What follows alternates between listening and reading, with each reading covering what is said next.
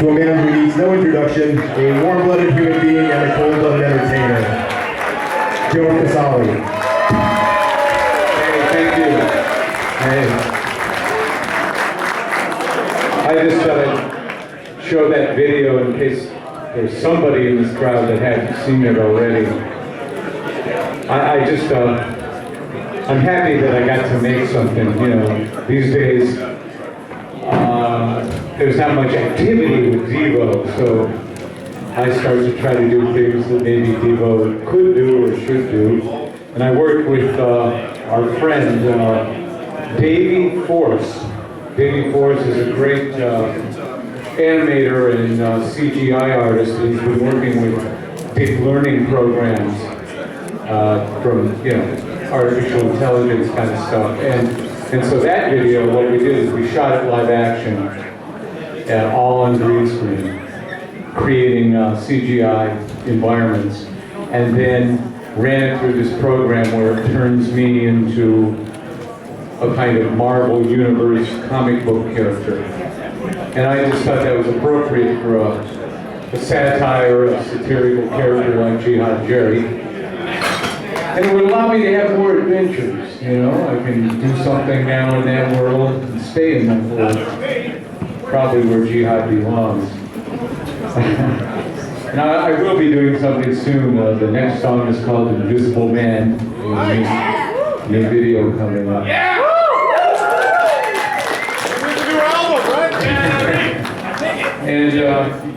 And just even before any questions come up here from the audience and before I say any more that I have to say,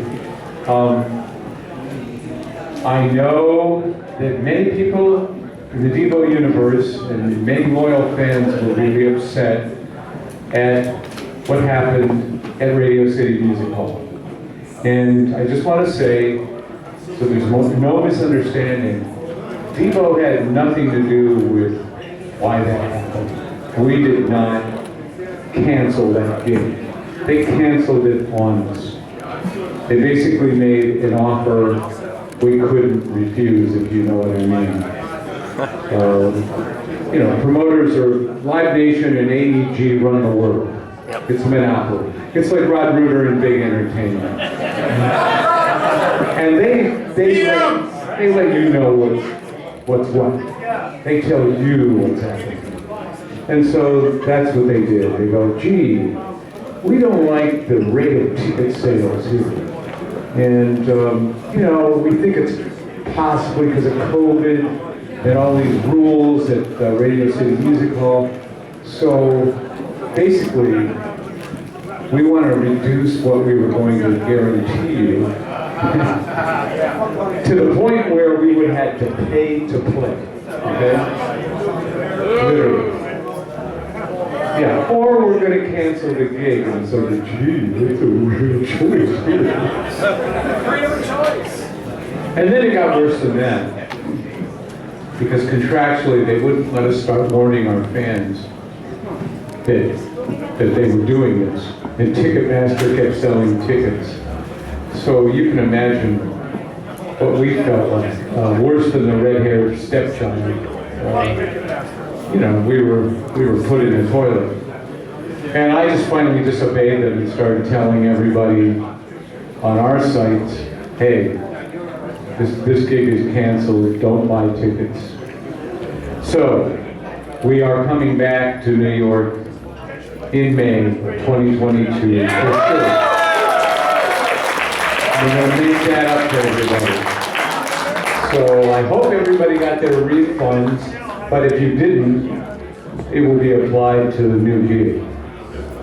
And I think it'll be May 18th. That's what it's looking like. We'll announce it when we know it for sure.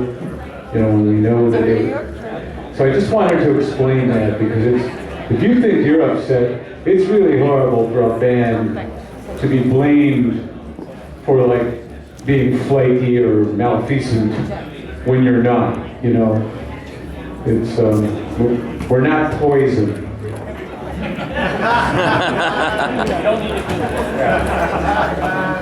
So here we are. Here we are, a year later.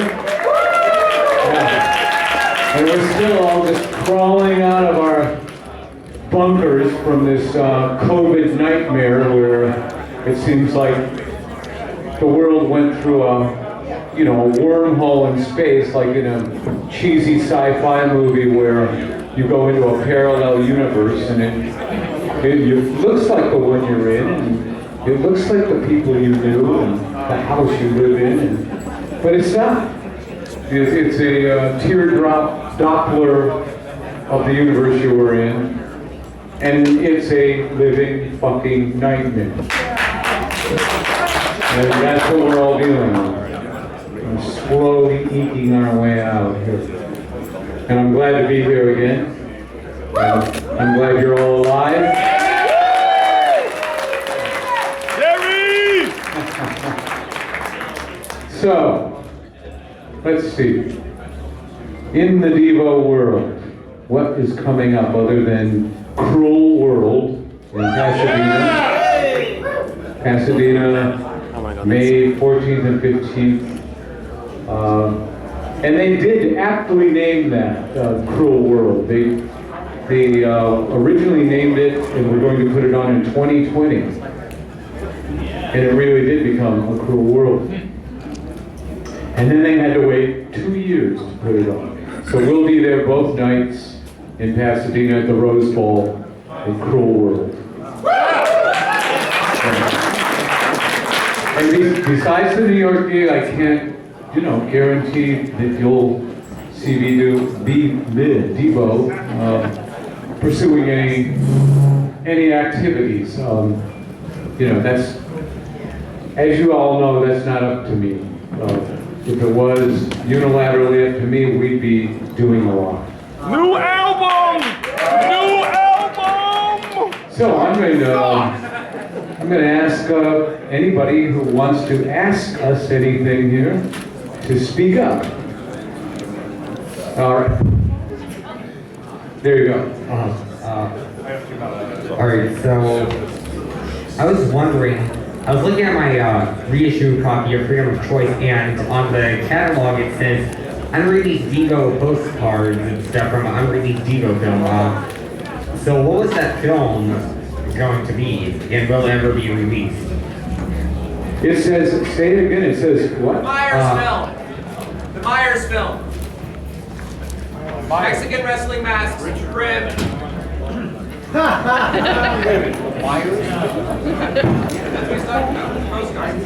This is a good question, because now I'm completely Okay, so Warner's put out a reissue of Freedom of Choice. Yeah. And on it, it talks about unredeemed. Yeah, on the sleeve it has like the Devo catalog and stuff, and it has postcards from which have stills from a unreleased film apparently. I see. Okay, so you're talking about the fact that we were creating our own merchandise back then, and there was a merchandising insert on the inner sleeve that originally, in the original 1980 release, we were offering these things. And these things we were offering at the time, oh, there it is. Okay, so Total new brave way. So it was identifying some of the postcards, and one of them was from this. That's correct. Devo played an opening party at the Kent Film Festival, Kent State University Film Festival in 1975, and Richard Myers was the one-man band there. He ran the film department. He was a filmmaker himself. He was the head professor. Yes, sir? Oh, no. Rod! There you go. Rod Reisman's in the house, folks. Yeah. Yeah. We have a very fun and strange and convoluted past, but it's a good one. As long as it's fun. His brothers once held me down in their garage and made Rod punch me in the belly. It's true. He was much younger than them, and he just did what they told him to do. And the reason I was getting punched in the belly is because my father had a push lawnmower. He didn't have a gas-powered lawnmower. So they were bullying me because I was the idiot whose father didn't even have a real lawnmower. So there you go. And This is news to me. that wasn't in the Devo book either. Hi, Rod. I missed you. So anyway, yes, Richard Myers put on the festival, and Devo, some configuration of Devo, played this kind of artsy little party intro. And Richard, of course, being a filmmaker, he filmed it. And it was unreleased, but there were stills. And that's what we're talking about. And that's a long, long answer to an easy question.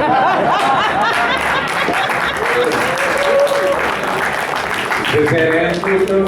Yeah. Well, I don't know the answer to about that ever having been released in any form. We've never seen it. It could exist somewhere.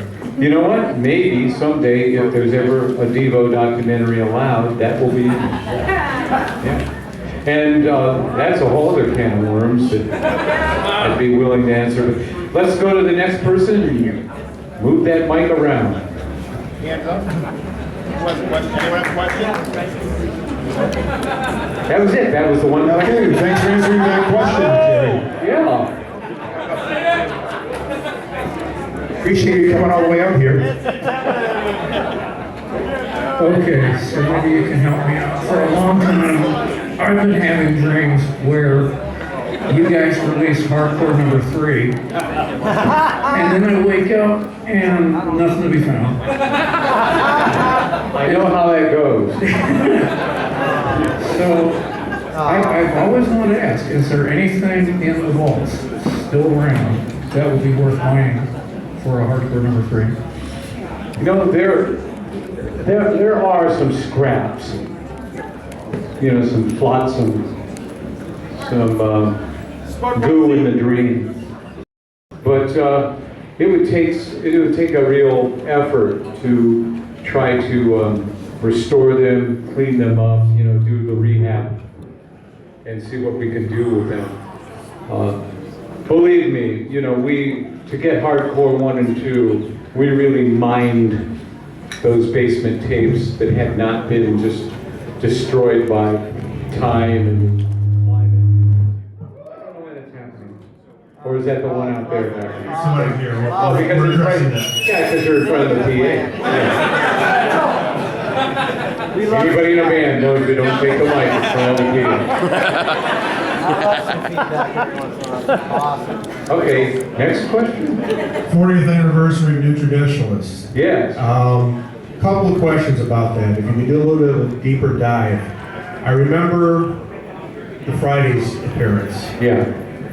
And what stuck out to me then, it still concerns me now, or is curious about it now, is Jerry was out front. The 3 songs you guys did, you were on lead along with Mark.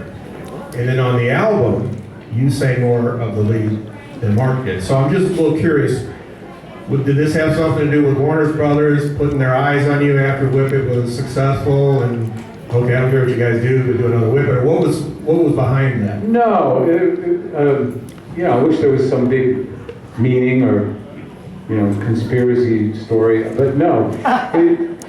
Devo was, you know, and this is something I totally respect. We were a true art collective, a collaboration, and we would just do what we needed to do to get the idea done that we had, because we were proceeding from concepts and ideas.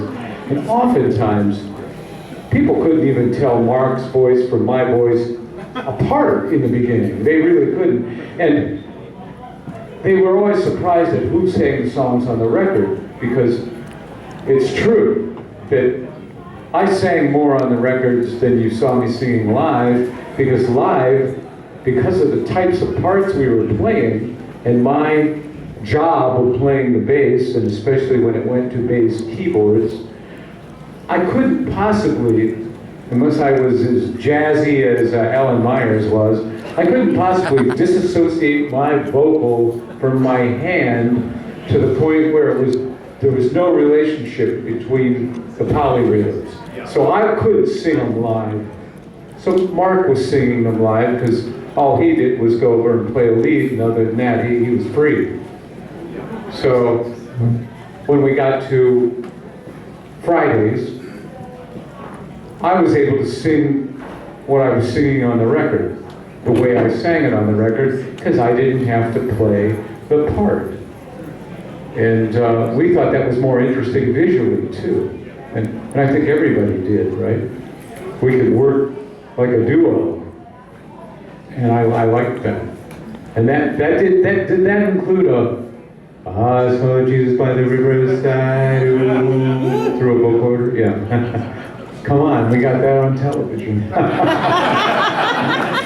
That's when we had them in the palm of our hand. The subversion was working. Yeah, that was fun. And yeah, the New Traditionalist, I wish a bigger deal had been made out of the 40th anniversary, you know, and it wasn't for lack of trying. But there's a limited edition of 200 posters, but like fine art version posters of the one that was stuffed in the record back then, with Devo in the action vest protecting the infants from the wad of subhumans. Right. But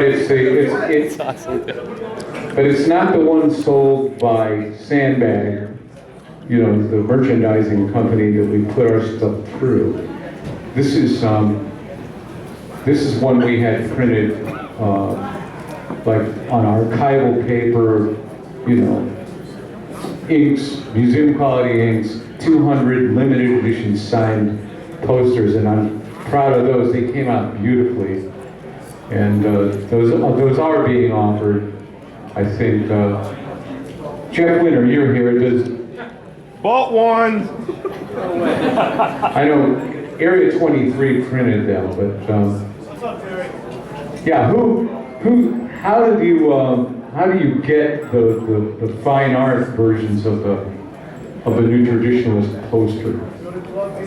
Right. It's $200. Okay. Okay. I can't keep track of this stuff.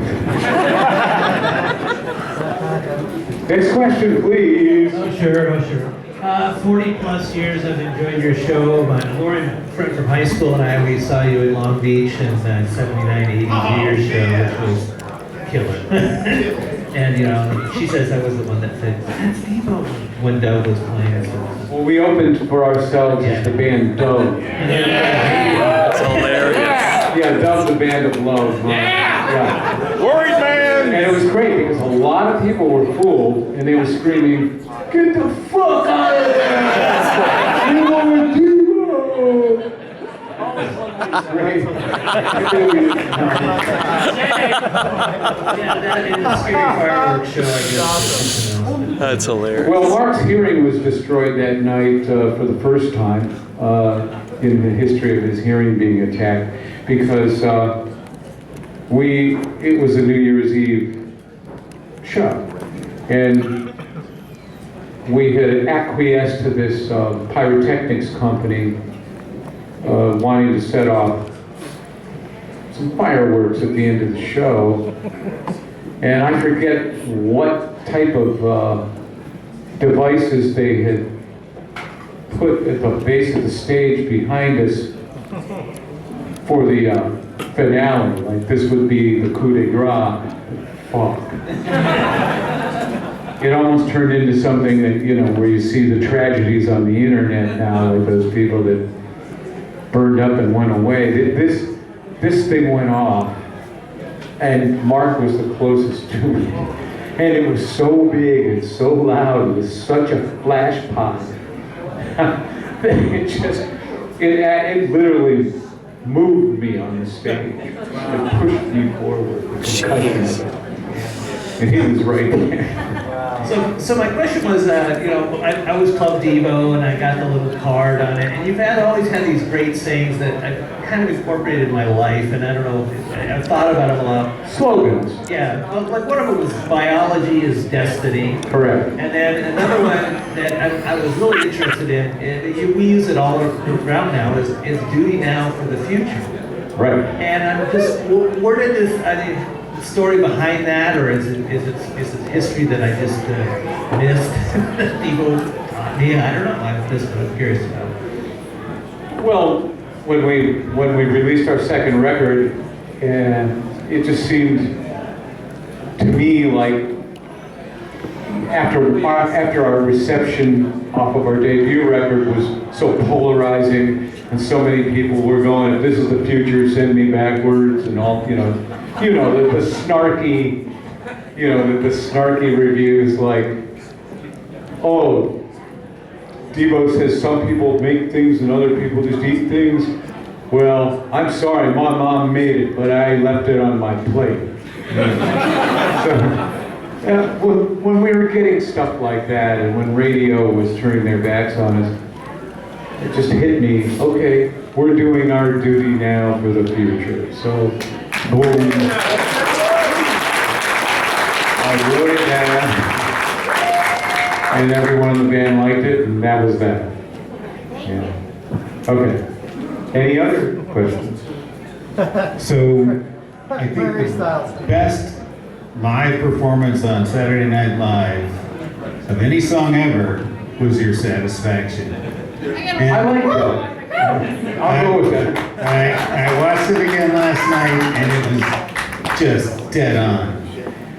Where in the heck do you come up with, hey, let's do a cover, and we'll cover the Rolling Stones' Satisfaction? Right. Where does that originate from? I know, that was pretty arrogant. It really was. I mean, to take one of the greatest rock and roll songs ever written that will withstand the test of time, and have the temerity, the balls to do that.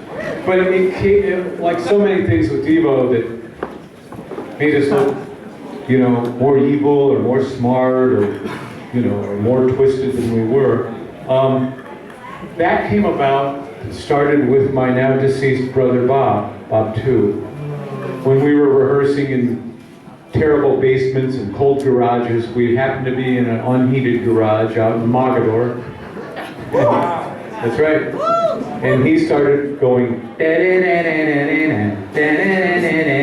on the guitar, using 3 strings. And it kind of, it sounded odd. It was a little Captain Beefheart-ish. And I go, wow, that's like Chinese rock and roll. And Alan Miners starts playing that beat that he made up that's so famous, where he's putting the accent on the 1. And he's playing that with Bob. That's the only 2 things going on. And I just started laughing because it was so fucked up. It isn't something you start grooving to. Yeah, you could. So I go, wait a minute, I know, backwards reggae. So I go, he goes, boom, da da da da da, boom, da da da da da, boom. So I started doing that, boom, boom, doo doo doo doo, boom, doo doo doo doo doo. And I wasn't thinking of Satisfaction. It was just a figure. And Mark started singing Paint It Black over the top after about 5 minutes of us just doing this, 'cause you know how musicians are. You find something you like and you're just in this zone, you're on automatic pilot. Somebody would have to say, stop this! We're just playing. And Mark starts singing Paint It Black. And that's when Bob Casale stops, waves everybody to stop, and he goes, no, sing Satisfaction. So we start up our riff again, and he starts singing Satisfaction, and that makes all of us laugh. So I added the change when it came time to reference the chord change where I try would come up. And it was working so well that Mark starts going ding, ding, ding, ding, ding, ding, ding, ding, ding, ding, ding, ding, ding, ding, ding, ding, on a setting on the Arp Odyssey that sounded kind of bell-like. And Bob Mothersbaugh started doubling that on the guitar, and we spent like the next 3 hours proud that we had satisfaction. That's how that happened. And we didn't think we were making fun of the song. And of course, that's what happens next, is we present that to Warner Brothers Records, and they go, "This is a parody. You're making fun of satisfaction." So Mark and I had to fly to New York City and meet Mick Jagger to get permission, because back then, people took intellectual property seriously. And the Stones, publishing was a serious organization of litigious people. And no way this was going to see the light of day unless Mick said, okay. So we went to his manager's office at the time, Peter Rudge, who was not a good guy. And he's in a pinstripe Savile Row suit with one of those shirts with a white collar and white cuffs with cufflinks, but a pink body, and a paisley tie, really scary. And he's got a fire going in the fireplace, because, he has a fireplace in his office. Peter Rudge. And Jagger came in, and he's wearing like pinwheel corduroy bell bottoms, some socks, no shoes, and a velvet turtleneck. I guess he was staying somewhere in the building. And he looks really tired. It's like 1 PM. It looks like he just got up.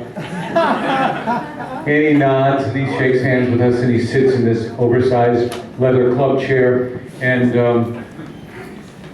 Peter says, "Do you need anything, Mick?" And he goes, "Some claret, please." So Peter pulls out of this wine cabinet, some French Bordeaux. It's a light Bordeaux, they call it a claret in England. And Mick's swirling it around. He goes, "All right, let's hear it then."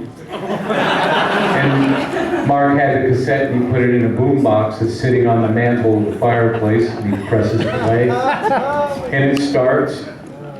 And we're sitting there, and there's Mick, and he's swirling his glass, and he's sipping. And after about 30 seconds, he's looking down, and we're thinking, uh-oh, he doesn't like this. And he puts the glass down, and he just jumps up real fast.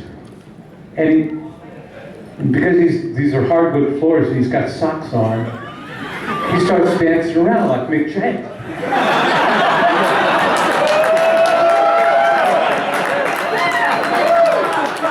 And he goes, "I like it. I like it."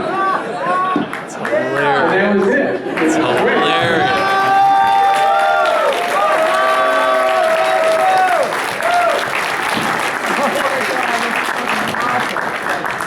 Yeah. So we flew back to, Los Angeles all pumped up. Yeah, we were like Bill and Ted. We are worthy. And we went into our new manager's office Monday morning to tell him the great news. And Elliot Roberts. And he goes, yeah. He goes, "Peter Rudge already called me." He goes, "Look, guys, truth be known, before you ever flew there, I told Peter to tell Mick to say that he'd like it, because they're going to retain all the publishing no matter how different that song is. They're going to make them money." So we were getting an education every day about the reality of things. Okay, another question. Hi, yeah. Hello. Back here. Okay. Yeah. My first concert was Radio City 1983. My very first concert ever was 1983, Radio City, you guys. And this may be an old story to some people, but I never bothered digging deep into it. How does the intersection between Devo and staying in the Church of the Subgenius happen? Oh, yeah. We, on our first tour of the United States, when we were playing clubs, we met, and we resonated with them. They gave us one of their stark fist of removal pamphlets, and we had a great time after the show, just talking and laughing, and kind of were on the same page with our worldview, which some people found dark. I found just scientifically accurate. Yeah, and we stayed friends with them. And as a matter of fact, that poster right there is basically an homage and an extrapolation of a certain style that Doug and his friends were using in the Stark Fist of Removal. Different content, of course. And they helped us out with that. And Doug animated the Barbie and Ken dolls to get into a fight and rip each other up in Love Without Anger. So, and then Mark and I joined the Church of the Subgenius and became ministers so that we could preside over weddings. We could officiate weddings. So I've done a few weddings in my Devo lifetime because of that. There are some people over here. Yeah, Jerry, can you field 2 more questions? One here and then one over there. Is that okay? Yeah, there's one over Yeah, here. this one is first. Okay, I heard you mention Captain Beefheart as an influence of sorts on Satisfaction earlier, which I was actually going to ask you something related to that, because I've been listening to a lot of Captain Beefheart lately, and upon hearing the song "Big Mikey Howls Off Baby" for the first time, I immediately thought, this sounds so much like the bass line from Praying Hands, it can't be a coincidence. And I feel it reminded me of that a lot of people don't realize that Devo were very influenced by the avant-garde and just weird things in general, because it's just seen as like the energy domes or whatever. So I just wanted to see how much like Beefheart and similar figures had an influence on your work. A lot, and you're right to notice the relationship there, the similarity there. You're right. I was into Captain Beefheart ever since his debut album, Safe as Milk, right? And so I followed him straight through, like stuff like Clear Spot, way after Trout Mask Replica. I stayed with it. Oh, there's a song on Something for Everybody, Cameo. And there's a change in there that came right from a Beefheart song. Yeah. Good student of music. We have one last question for you, Jerry. Yes. Hi, Jerry. I talked to you earlier. I really like Shout. I'm really disappointed that the Shout tour never happened. I mean, I was curious if you had any recollection of your plans for that tour, like set designs, things you were planning on doing, anything related. Yeah, I remember the plans, sadly. It was going to be a development and continuation of, but much more elaborate, of what I had done with Oh No, It's Devo, where there were background plates live in sync with our playing, so that the content related to the songs, almost just like a movie, and characters would come up on screen and we would interact with them. But the Shout thing was much more elaborate. And then that way there'd be a relationship between the music videos for each song and then what people would see live. There wouldn't be a disconnect, there'd just be a through line. But I had a lot of problems with Shout. I've said that in the press many times, in print many times. I really didn't like working with the Fairlight. I didn't like what it was doing to the Devo music. Because what I liked about Devo was that we sounded like a machine, but we were really playing. So we were as tight as James Brown, you know, but we were whitey-tighty. But you know, and Bob Mothersbaugh and I loved James Brown. We listened to James all the time.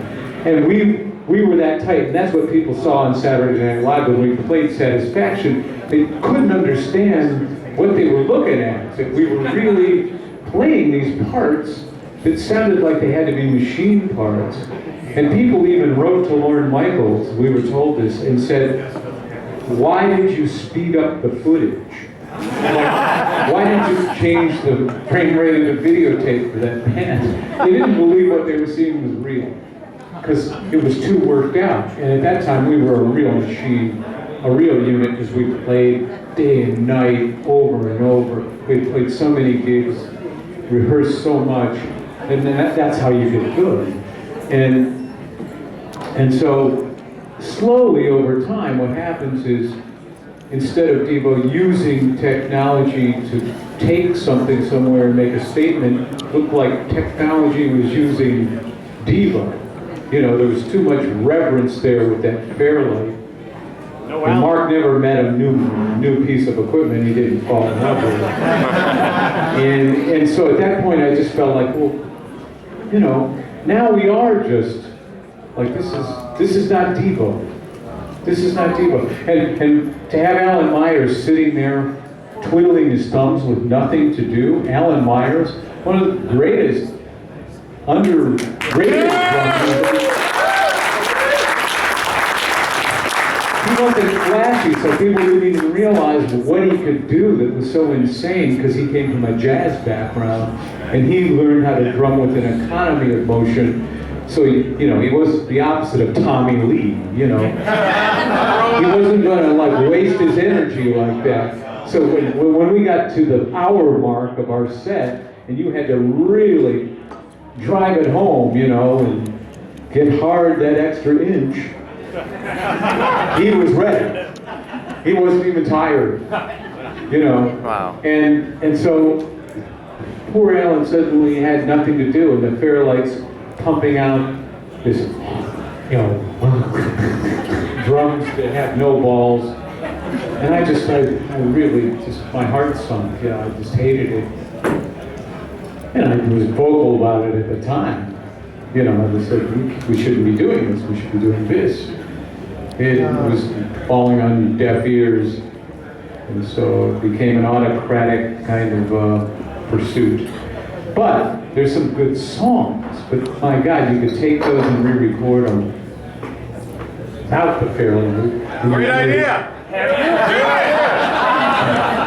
Well, we'll have to rely on detention to do it. Take somebody with new energy, you know, in the Three Musketeers spirit. All right. Is that it, folks? Thank you so much. All right, I don't have the microphone. I think I can project though. So I know that you, from reading the books that have been out there and studying Devo, that you are a man of above average intelligence. I also know that you are a man, you know, was born in the late 40s, and so I have a somewhat relevant idea of the kind of education that you may have had, because my dad was of the same age as you.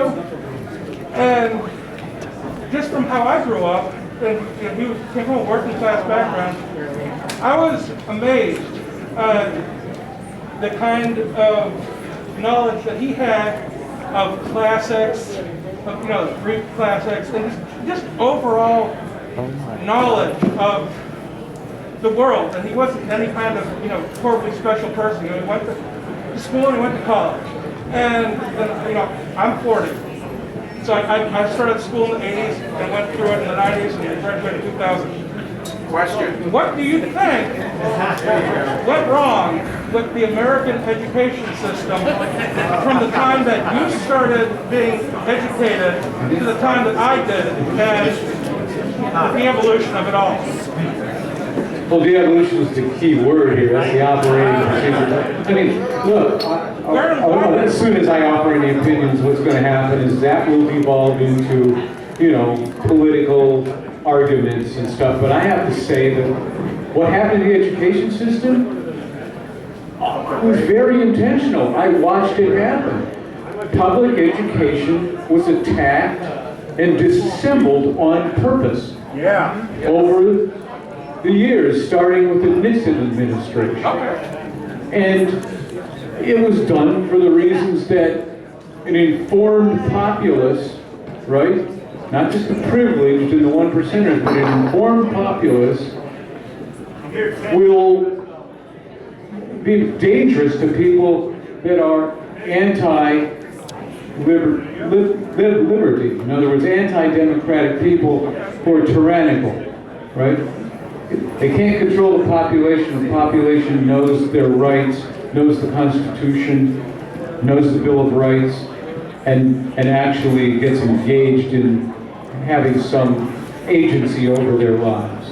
So it's smart to make people dumb if you want to be in control. If power is all you care about, you don't want to educate people. Hell yeah. Please give a round of applause for Jerry Casale. Thank you. Thank you for all your time. Thanks for coming. Thank you so much. All right. Is Fred in the house?